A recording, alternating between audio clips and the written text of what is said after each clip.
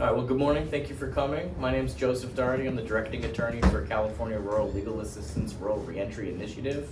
We're here in Stanislaus County presenting the different tools the state of California gives us to help clear your criminal record. We're going to start by talking about expungements, which are for convictions, and our goal is to have the court vacate those convictions and dismiss that conviction from your record.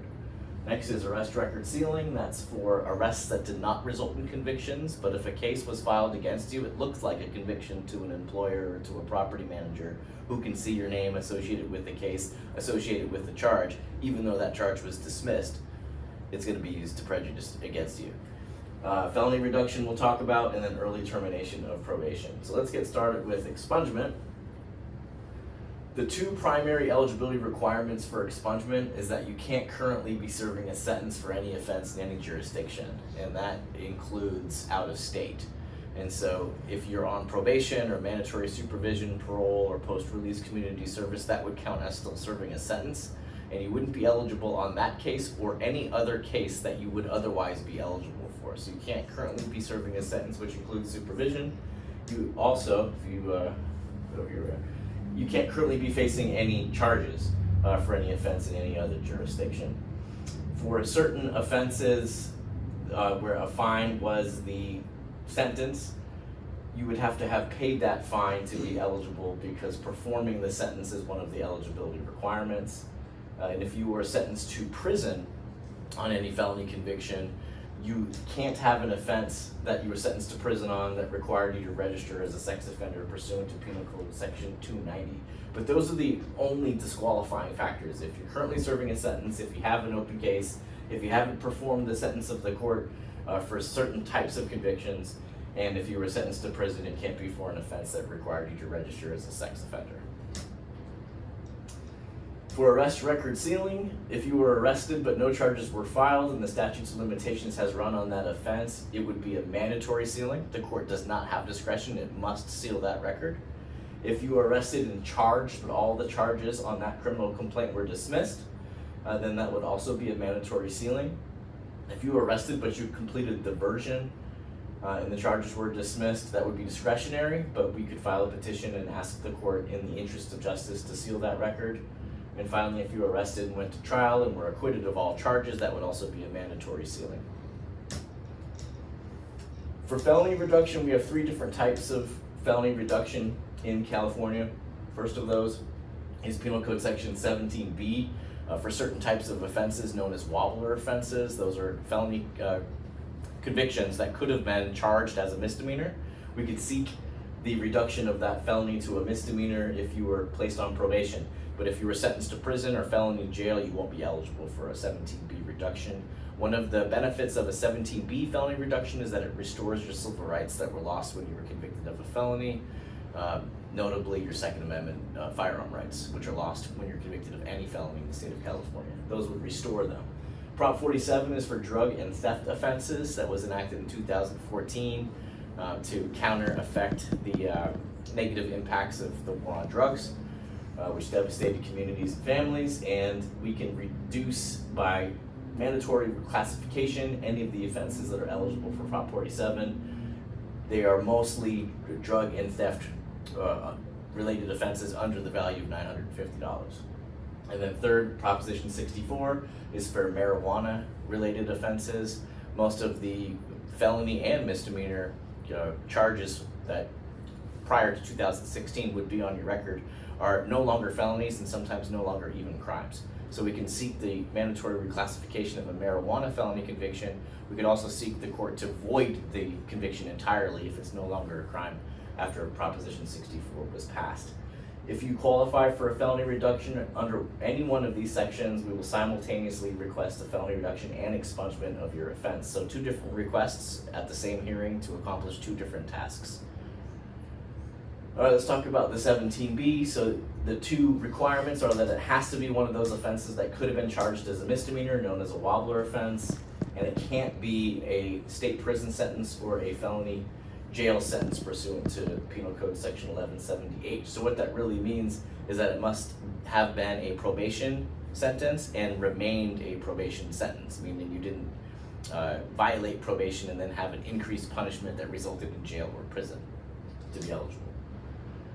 Proposition 47 does cover these specific offenses. So you have second-degree burglary, forgery, writing a bad check, theft where the value does not exceed $950, receiving stolen property, petty theft with a prior, and then these three different health and safety code violations for possession of a controlled substance. All of these are now misdemeanors. Before 2014, they were felony convictions, so we would seek the mandatory reclassification of those offenses. Doesn't even require a hearing, but we will conduct one, we will call for one, and make sure that the judge does sign off on that order. And Proposition 64, similar to Proposition 47, is for the marijuana convictions that are up on the screen, and they all are either cultivating or possession of marijuana offenses. Early termination of probation is important because for expungement, if you're currently serving a sentence, which includes being on probation, you're just not eligible for any expungement on any charge, not just the charge that you are on probation for. But let's not stop the analysis there, because we do have a code that allows us to petition the court to terminate your probation term early for good conduct. And the courts typically like to see the petitioner have served at least half of the probation term, but that's not written into the statute. That's just something ubiquitously that I see across the different counties and the bench officers are looking for. But I have been successful with individuals who have not served half of their term, in fact just barely a quarter of their term, and the court did grant the petition to terminate their probation early because there was a compelling reason to do so.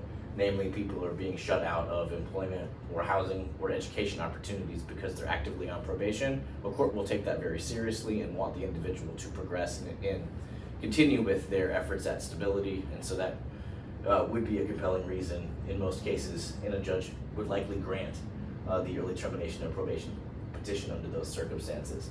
The judge would also want to see that the petitioner completed all the conditions of their probation, such as jail time, completing any classes if ordered, paying any fines and fees, or victim restitution if ordered.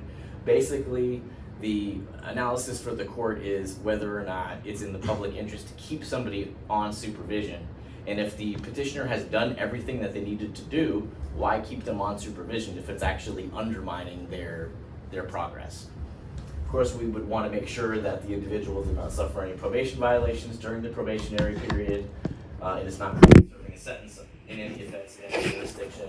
It is not currently facing any charges in any jurisdiction as well. If the petitioner is violating their current probation term, it undermines my argument that that individual no longer needs supervision because they're not successful with their current probation status. We can go to the next one. If someone is a good candidate for early termination of probation, we will simultaneously request the early termination of probation and expungement of their offense in the same hearing. Again, two different requests, one hearing. And for early termination of probation for good conduct, if granted, the expungement on that case is actually mandatory. So it's an entitlement. The court does not have discretion. It must grant that expungement petition. All right. Benefits of post-conviction record clearing include increased job prospects, increased housing prospects, the ability to obtain or restore a professional license, the ability to restore gun rights in certain cases, and personal satisfaction. What we will need from you for all discretionary cases is a letter to the court. In post-conviction territory, it's one of the only opportunities that we have in our entire criminal justice system where the petitioner gets to speak directly to the deciding judge by way of a letter and not subject to cross-examination. It's an attestament by you to the court as to the life challenges that you were facing when you were involved in the criminal justice system and all of the efforts at rehabilitation since then, all of the good things that you've done in your life since then. And then finally, why having a clear criminal record is going to help you maintain or achieve your stability and upward mobility in the community. Supporting documents also help us build a successful petition packet, and that could include proof of payment of court fines and fees, or victim restitution, or proof of employment, certificates or proof of completion of programming, court ordered or not, diplomas or degrees, proof of community service, and any letters of support from family, friends, employers, counselors, sponsors, whoever can help corroborate the information that you want to tell the court, to have it from somebody else who has a firsthand, personal observation of that progress helps eliminate the prosecutor's argument that it's just a self-serving statement by the petitioner, because other people are corroborating that information. And so what we like to do is build a strong petition packet, especially for the felonies and the prison sentence convictions that almost always draw an opposition from the prosecutor, to help communicate to the court all of the demonstrated evidence of rehabilitation and the support system that surrounds the individual. Is going to help the court see that it is in the interest of justice to grant that petition. So the process would be an intake, which we will do after this, the one-on-one consultations to look up your cases and see which cases are eligible for what type of relief. And then if you need a letter to the court, our program does also assist with that by way of an interview and helping the client articulate that information to the judge in a written letter. And then you'll be consulting with an attorney at that time, and we'll help you prepare your petition packets and then serve them on the district attorney's office, file in court, and then go to court and litigate on your behalf. And all of that is free of charge. Any questions?